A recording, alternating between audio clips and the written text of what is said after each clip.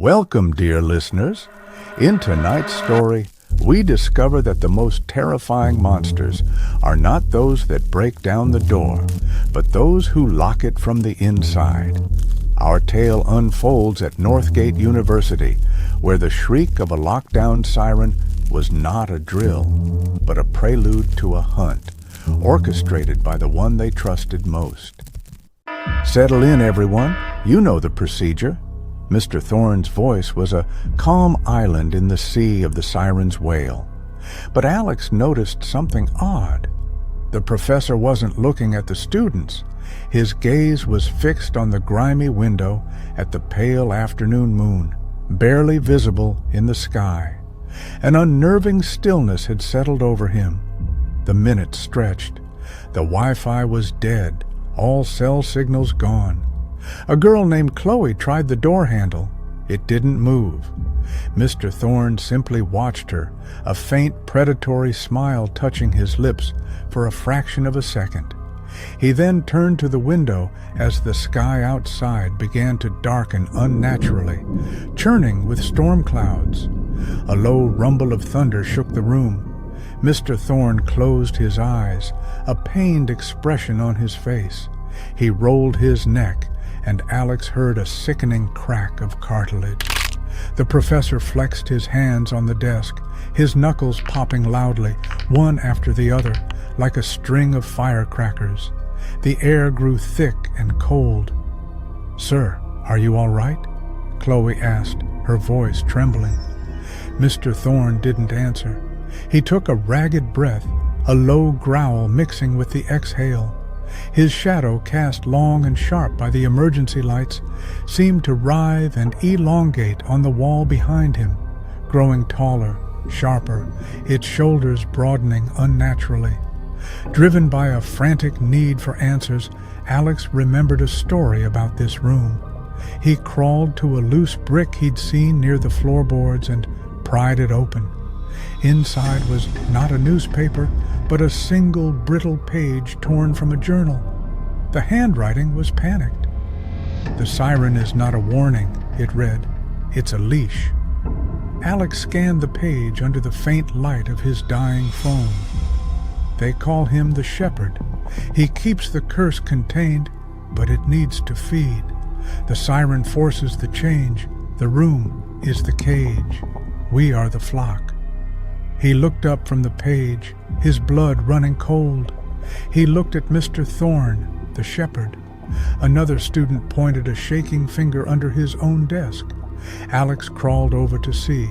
Carved deep into the wood were frantic warnings. The moon sees all. The shepherd is the wolf. And a single terrifying drawing, a gaunt, monstrous wolf-like figure standing over smaller, cowering shapes. The legend was real. A wet, tearing sound made them all look back at the professor. The seams of his tweed jacket were splitting at the shoulders, his back arched with a series of sickening, cracking sounds, and his height seemed to increase, his limbs stretching, elongating past human proportions. His pained gasps were becoming guttural snarls. He fell to his knees, his head thrown back, his face contorted, his jaw unhinging and stretching forward into a bestial snout, his teeth elongated into yellowed fangs.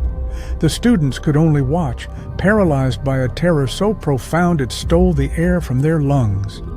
This was not a man anymore. It was an abomination. The change finished. A tall, gaunt creature stood where their teacher had been, a horrifying fusion of man and wolf.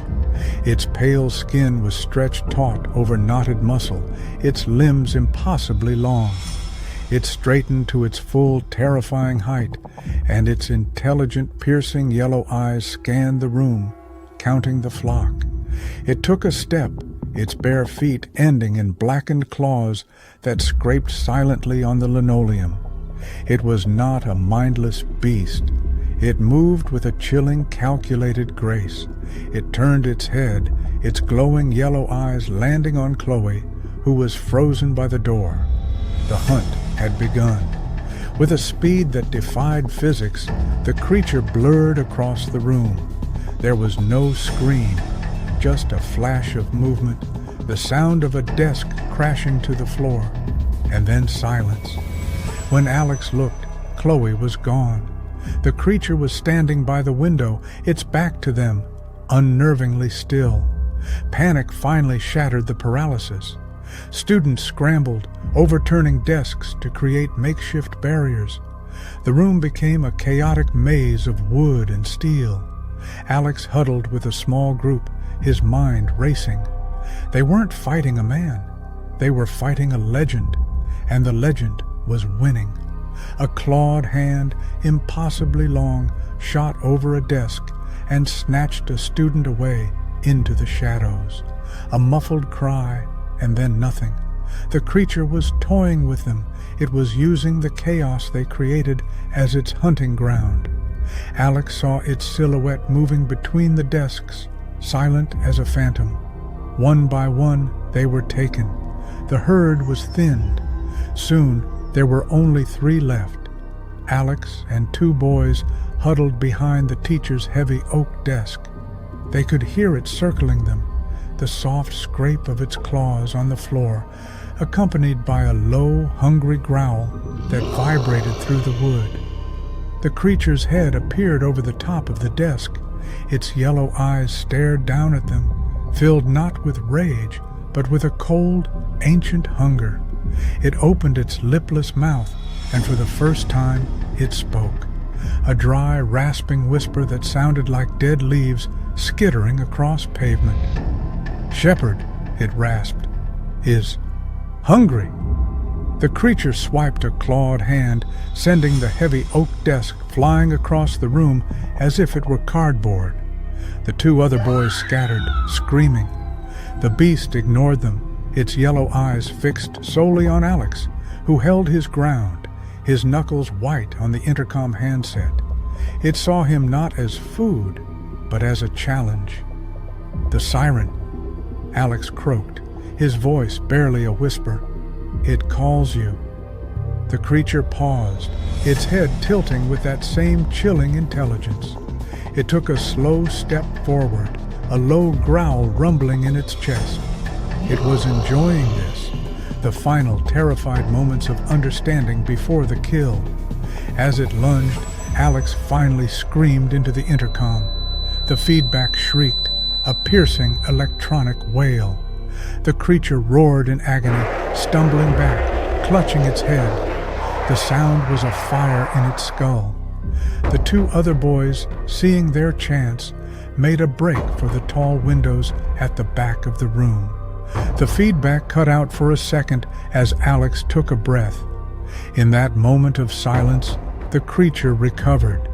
With impossible speed, it lunged past Alex, ignoring him, and slammed into the boys at the window.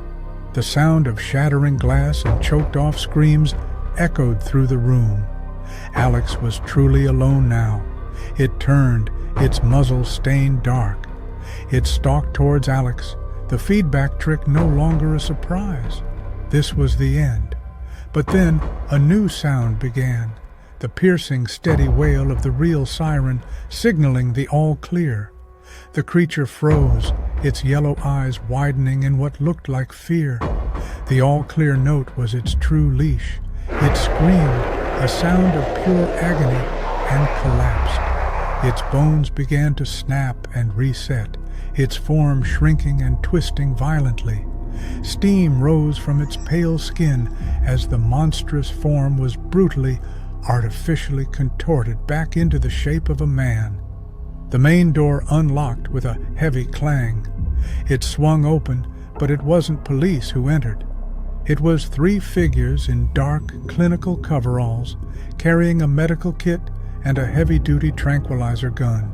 They moved with quiet efficiency, stepping over debris, their faces cold and impassive. They were not rescuers. They were handlers. They ignored Alex completely. One knelt and administered a syringe to the now naked, unconscious form of Mr. Thorne. Another began taking photos of the room, documenting the carnage with the detachment of an insurance adjuster. They were cleaning up. This was a routine for them. The leader finally turned to Alex. He didn't offer comfort. He simply looked at Alex, then at the broken window and back. His voice was flat, devoid of all emotion. Containment breach. The specimen was overstimulated. There are 3 unscheduled depletions. You are an unscheduled variable.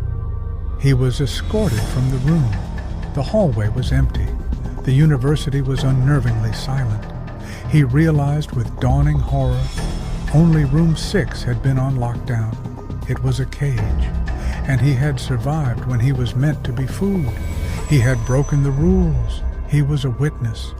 They led him not to an exit, but down a flight of stairs he never knew existed, into a white, sterile corridor beneath the university.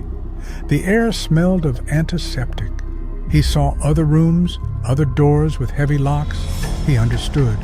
Northgate was not just a university, it was a research facility, a prison. The leader opened one final door, pushing Alex inside. As the heavy door swung shut, Alex looked at his own pale reflection in its polished steel. He saw the deep scratch on his arm from the chaos, and for a terrifying second, his eyes in the reflection flared with a faint but unmistakable, sickly yellow light. A hidden skylight slid open high above, flooding the white room with the pure, cold light of the full moon. The scratch on Alex's arm burned like fire. He fell to his knees as a sickening crack echoed from his own spine. He hadn't just survived the shepherd, he had been chosen to replace him. He threw back his head, and a human scream tore itself into a monstrous, echoing howl. Thank you for watching our latest tale from Beyond the Veil. If you have enjoyed our spooky story, feel free to drop a comment, like the video, and subscribe to the channel if you dare. And if you want to hear our next tale of terror from the pages of this old volume, click the story on the screen now. Until next time.